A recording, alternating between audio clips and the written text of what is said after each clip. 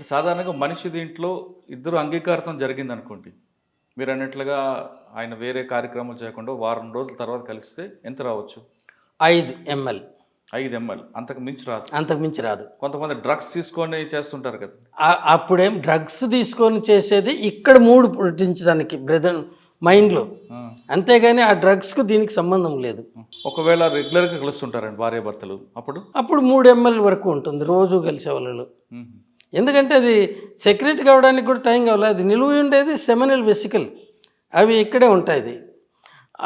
మనం టెస్టిస్ అనే దాంట్లో స్పెర్మటోజోవా అంటే పురుష కణాలు, అవి కేవలం సెమెన్లో 4%. ఇంకా 96% ఇక్కడి నుంచి ప్రొడ్యూస్ చేయండి వాళ్ళకు. అందుకే వ్యాసెక్టమీ చేసిన వాళ్ళకు కూడా సెమెన్ వస్తుంది. అక్కడ టెస్టిస్లో ప్రొడ్యూస్ అయింది రాలేదు కదా. వ్యాసెక్టమీ అంటే ఏంటి? ఆ కనెక్షన్ తీసేయటము. సో సెమెన్ ఆటోమేటిక్గా ఉంటుంది. వాళ్ళు రెగ్యులర్ ఇంటర్ కోర్సులో పాల్గొంటారు, వాళ్ళలో సెమెన్ వస్తుంది. అంటే వారంకి ఒకసారి కలిస్తే వాళ్ళు 5 ఎంఎల్ వరకు రావచ్చు. ఎంఎల్ అంతే, మిల్లీ లీటర్లు మిల్లీగ్రామ్స్ కాదు. దాన్ని సెంటీమీటర్లు పెట్టాలంటే క్యూబిక్ సెంటీమీటర్ అంటారు. Okay, 1 centimetre. సార్ సాధారణంగా కొంతమంది పిల్లలు ప్లానింగ్ చేసుకుంటారు కొంతకాలంతో చేద్దామని, కానీ ఒక్కొక్కసారి వాళ్ళు అన్ఎక్స్పెక్టెడ్ కలిసిపోవడం వల్ల, మీటింగ్ అవ్వడం వల్ల పిల్లలు పుడుతుంటారు. పిల్లలు కలగాలంటే ఏం చేయాలి? లేదు కొంచెం ఫ్యామిలీ ప్లానింగ్ చేసుకోవాలనుకుంటే ఏ విధంగా వాళ్ళు మీటింగ్? అది న్యాచురల్ పద్ధతిలో అయితే సేఫ్ పీరియడ్ అని ఉంటుందండి. మామూలుగా సాధారణ స్త్రీల్లో ఎక్కువ మందికి 4 వారాలకు ఒకసారి ఋతుస్రావం అవుతుంది.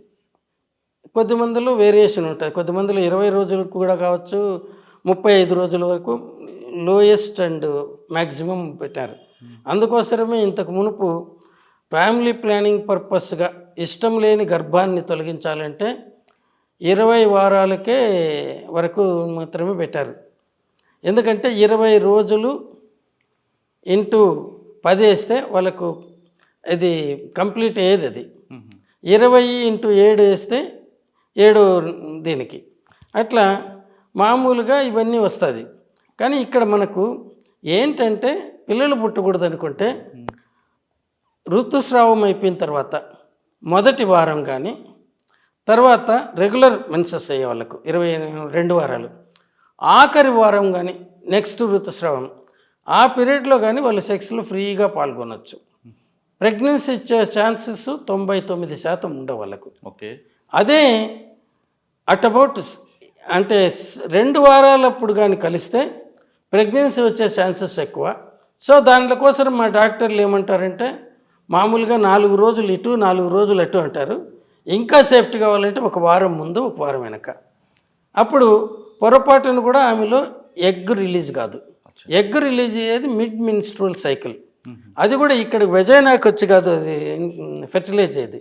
ఈ పెల్లోపియన్ ట్యూబ్స్ ఉంటాయి, ఆ ట్యూబ్ మధ్యలోకి వచ్చినప్పుడు ఈ స్పెర్మ్ ఆ టైంలో కానీ సెక్సువల్ ఇంటర్కోర్స్ అయితే అది చాలా స్పెర్మ్స్ అక్కడ రిలీజ్ అవుతాయి. వాటిల్లో కొన్ని మాత్రమే ట్యూబ్లోకి వెళ్ళగలుగుతాయి. వాటికి తోక ఒకటి ఉంటుంది, ట్యాడ్పోల్స్ అని కప్పలు పెట్టినారు కదా అట. ఆ ట్యాడ్పోల్ యాక్షన్స్తో పైకి ప్రాకుతాయి. దానిలో అన్ని ఒకసారి దగ్గర ఫ్యూ మిలియన్స్ రిలీజ్ అవుతాయి. వాటిలో ఒక్కటి మాత్రమే పోయి అండంతో కలవగలదు. అది ఫెర్టిలైజ్ అయ్యి సింగిల్ ఎగ్గా సింగిల్ సెల్ ఫార్మ్ అవుతుంది. ఆ సింగిల్ సెల్లో 46 క్రోమోజోములే ఉంటాయి. ఆమె నుంచి 23, వీడి నుంచి 23, అంటే మన కంప్లీట్ నార్మల్ సెల్లో ఉండేంత. అది మల్టిపుల్ అయితే ఒక ముద్దలాగా అవుతుంది. దాన్ని బ్లాస్టోసిస్ట్ అంటారు. ఆ స్టేజ్లో అది యూట్రస్ లేకొచ్చి అక్కడ ఇంప్లాంట్ అవుతుంది.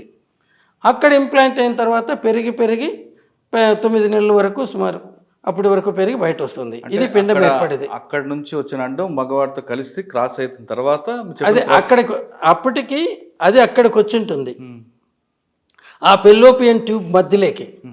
ఈ స్పెర్మ్ కూడా అక్కడికి వెళ్తుంది. అన్నీ పోలేవు, కొన్ని మాత్రమే. ఆ పోయిన వాటిల్లో ఒకటి మాత్రమే కలవగలుగుతుంది. అప్పుడు ఒక సింగిల్ సెల్గా ఫామ్ అవుతుంది. ఆ సింగిల్ సెల్ నుంచి ఏకకణ జీవి నుంచి ఇంత పెద్ద ఆకారాలు పుడతాయి. ఇంకా ఈ డిఎన్ఏ అనేది ఏంటంటే ఆ క్రోమోజోముల్లో ఉండేది. ఇది పుట్టబోయే బిడ్డ రూపురేఖలు ఎలా ఉంటాయి, ఎంత ఎత్తు పెరగలడు, ఆయన ఇంటెలిజెన్స్ ఎట్లుంటుంది, ఆయన శరీర అవయవాలు ఎట్లా ఉండబోతాయి, వీటినన్నిటినీ కూడా క్రోడీకరించి నిలిపి ఉంటుంది. దాని నుంచేనే మనకి ఏ ఏజ్లో ఏ మార్పులు రావాలనేది కూడా ఉంటుంది. అందుకే దీన్నంతా కూడా మనం ఏదో చదువుతా కానీ వీటిని కానీ తెలుసుకుంటే ఇంతకంటే మహామాయ ఇంకెక్కడ ఉండదు. సార్ కొంతమంది ట్విన్స్ పుడతారు, కొంతమంది 6 3 కానుపులు కంటారు, అప్పుడు ఎలా?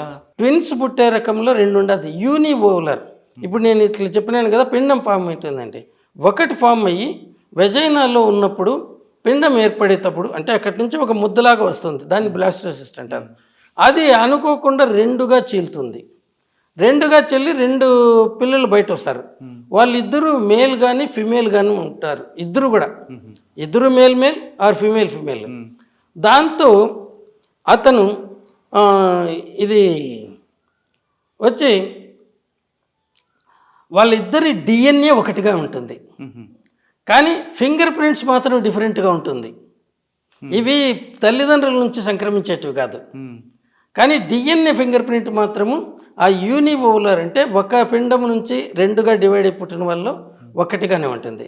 అదే 2 సార్లు కలయిక వల్ల జరిగినప్పుడు ఒక్కోసారి సెకండ్ ఎగ్ కూడా రిలీజ్ అవుతుంది. ఆ టైంలో కలిసినప్పుడు లేకపోతే సెకండ్ పీరియడ్లో రిలీజ్ అయిన దాంట్లో ఇది ఒక ఇంటర్ కోర్స్తోన అదొక ఇంటర్ కోర్స్తోన జరుగుతుంది.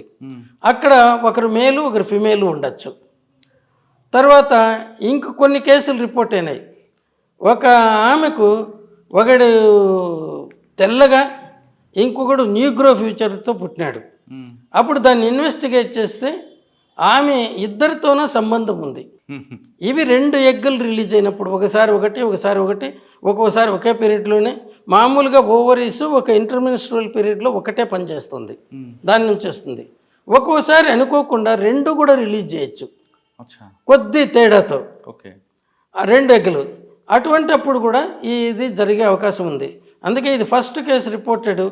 నాకు ఒకే కాన్పులో కవలలు పుడితే ఒకరి తెల్లవాడికి పుట్టినట్టుగా ఇంకోటి నల్లవాడికి పుట్టినట్టుగా ఎలా ఉంది అంటే వాళ్ళ డిఎన్ఏలు డిఫరెంట్. తర్వాత హిస్టరీ తెలిసింది ఏంటంటే ఆమెకు ఒక నీగ్రో జాతి వాడితోన అమెరికాలో ఇంకొక తెల్లవాడితోన సంబంధాలు ఉన్నాయని.